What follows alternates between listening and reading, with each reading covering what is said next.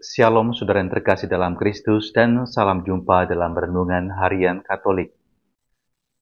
Ada orang yang tampaknya sederhana dari luar, tetapi kalau kita mengenalnya lebih dalam, ternyata orang tersebut kaya.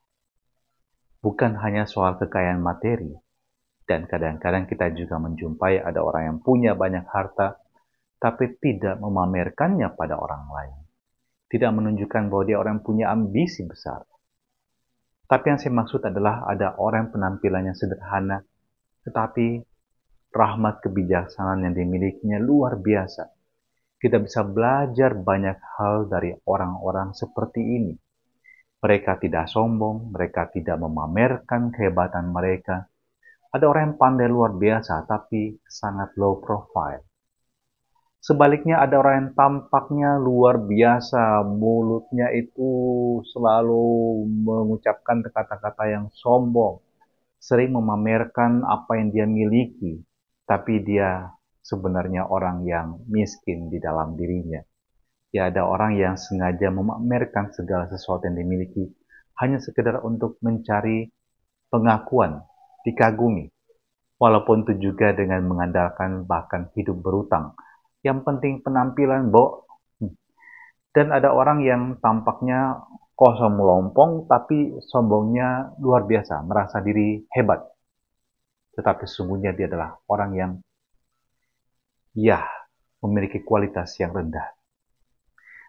Saya yakin kita juga bercita-cita dan pengen punya sahabat dan teman-teman orang-orang yang tampaknya biasa aja, tapi mereka adalah orang-orang yang punya komitmen dalam pekerjaan, dalam pelayanan, dalam pergaulan.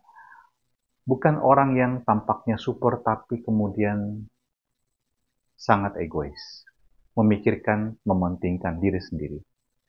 Saya yakin juga Anda jika memiliki pasangan hidup, Anda punya mungkin juga Anda punya orang tua, Anda punya anak, Anda pengen mereka menampakkan kekayaan yang ada dalam diri mereka. Bukan pertama-tama hanya soal pamer tentang apa yang dapat mereka tunjukkan secara material.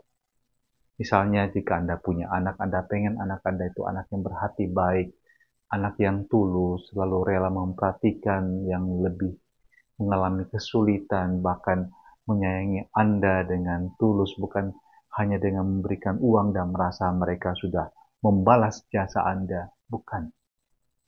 Dan Yesus menunjukkan kekayaan hati ini juga ada dalam diri seorang janda yang dia amati memberikan sumbangan di bait suci. Sumbangan tersebut memang sesuatu yang wajib untuk orang-orang Yahudi sebagai tanda partisipasi mereka untuk pemeliharaan bait Allah.